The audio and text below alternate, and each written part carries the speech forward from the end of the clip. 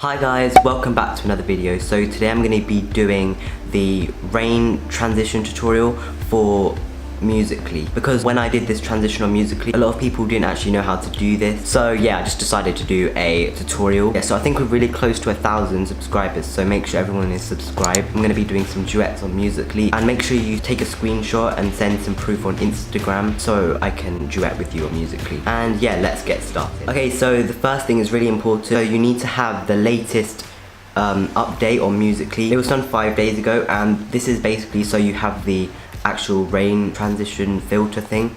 So yeah, now I'm gonna actually show you how to do it. Okay, so for this transition, what you need to do is you need to just go onto Musical.ly and just find a sound. So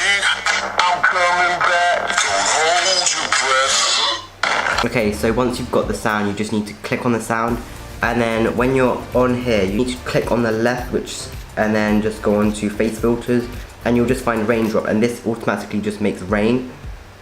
And basically, if you put your hand up like this, so if you spread your hand up, you can actually make the rainwater stop. So what you need to do, you just need to film your normal Musical.ly on the fast mode, and then when it goes like this, you just stop there and you go into slow-mo. So let me show you. You need to be really careful when doing this. Make sure you when you do your like hand motions for the beginning, just make sure it's not like, make sure you don't open your hand because it will stop.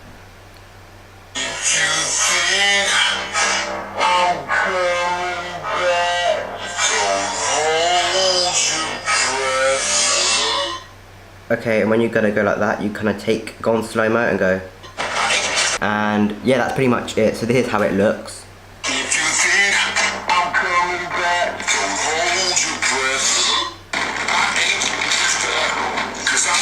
So yeah, that's pretty much the rain transition.